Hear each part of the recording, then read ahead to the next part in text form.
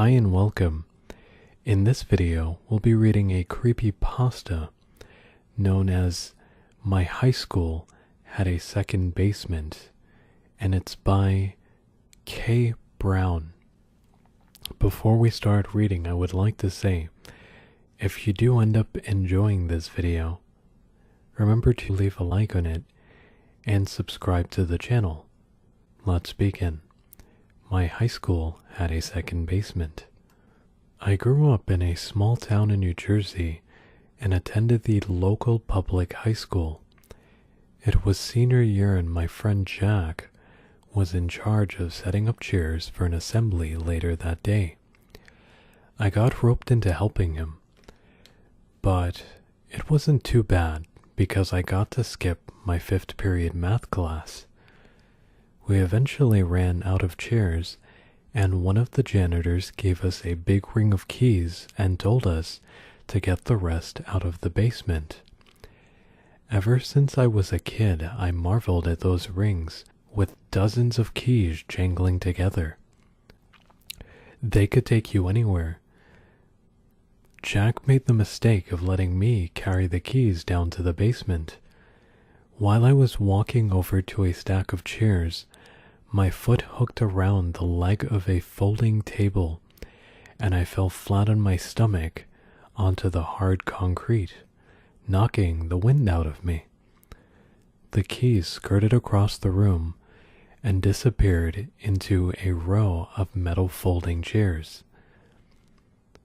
"Oh man," I groaned, bringing myself to my knees and hoping I would be able to breathe correctly again soon. "You better find the keys," Jack warned from behind an armful of folding chairs. "I'm going to take these upstairs. I'll be back in a minute." Turning on the flashlight on my phone, I crawled around on my hands and knees on the dirty floor. Nothing. With a heavy sigh, I began to move some of the chairs out of the way to search along the edge of the wall. The keys were nowhere to be found. Just when I was about to give up, I saw a hole in the floor about the size of 2 fists behind where a group of chairs had been. Not wanting to stick my hand into a filthy, strange hole in my school's basement, I set my phone on top of it and took a picture. The angle was awful, but in the corner of the frame I could make out part of the keyring, which had caught on something jutting out from the side of the hole. Begrudgingly, I stuck my hand inside and fumbled around for a little bit until my fingers wrapped around the keys. As I was bringing my hand back up, I felt a stinging pain on the side of my thumb. I quickly pulled the keys up and wiped my hand off on my jeans. Coating the keys and my hand was a thick gray mucus. I gagged and made a mental note to have Jack return the keys. I discovered that the pain I felt was from a thin inch-long scratch running up the length of my thumb. I went to delete the picture on my phone when I noticed a blurry object resting at the edge of the photo.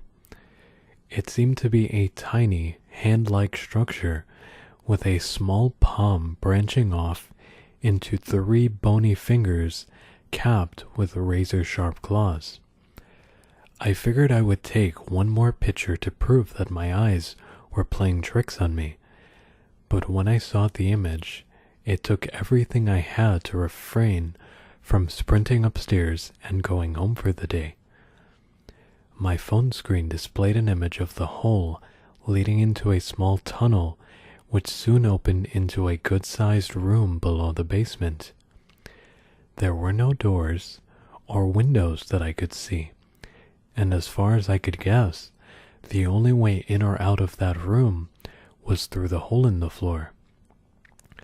Hundreds of what appeared to be needles poked out from the walls and ceiling.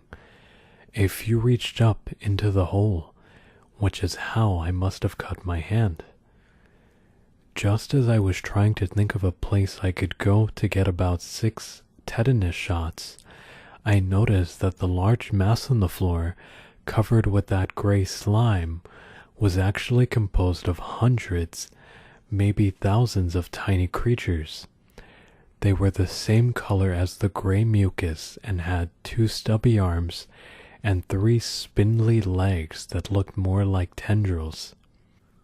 Each one had a wide mouth full of rows of teeth that bore an unsettling resemblance to the needles coming out of the walls. I showed Jack when he came back down, and we grabbed more chairs than was safe to carry up a flight of stairs, and we rushed out of that basement. We showed our friends the picture, which was then circulated throughout most of the school, and rumors about the room beneath the basement ran wild in the halls. For weeks, I was plagued with recurring nightmares about the hole in the floor. It was always the same. I would find myself in that room of the basement, having lost the keys. It played out almost exactly the same as it did in real life, except when I reached into the hole for the keyring, my hand was yanked inside. I was laying on the concrete, shoulder deep in the room beneath the basement, screaming as millions of needle teeth gnashed the flesh in my arm, ripping muscle and skin roughly from the bone. The nightmare was horrifying, but on the nights when it seemed most real, I often awoke to find small needle marks on my body. I had this dream for months, and it was really starting to get to me. I began to see more holes in various places in the school. The needles in these reached almost to the mouth of the opening, and I didn't need to look inside to know that I would find another sea of those writhing monsters within. Graduation couldn't come fast enough. While I was packing for college, I found one of those holes in the wall of my closet. I covered it with a roll of duct tape and nailed a piece of plywood over it for good measure.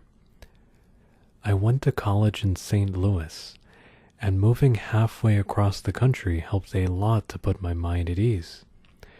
When I visited home during Christmas break my freshman year, the hole in my closet had been plastered shut and painted over, leading me to believe it was just a normal hole my frightened mind had convinced me was something more. I live in St. Louis now and have been adjusting to life in the real world pretty well. I just got a job I really enjoy and seem to be succeeding at, and I'm planning on proposing to my girlfriend soon. I had chalked up the holes to stress and paranoia. I had several new phones since then, and I haven't been able to find that picture again. My mind had exaggerated the whole thing. I was comfortable believing that the whole ordeal could be explained by nightmares and anxiety. But when I was walking downtown today, I passed through an alley on my way home from a restaurant. There was something peeking out from behind a dumpster. It was a hole, leaking gray mucus, big enough for me to crawl into.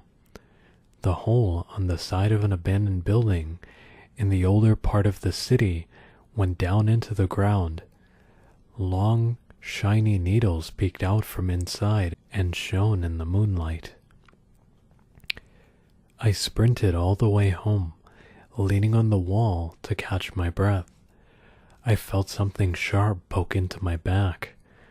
To my horror, I found a small hole beginning to form on the wall of my kitchen. And that is the end of our story. Hopefully you didn't find it too scary.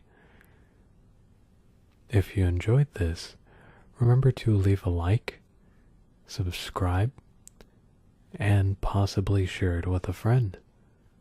And be careful the next time you think about looking into a hole, 'cause you never know what you may find.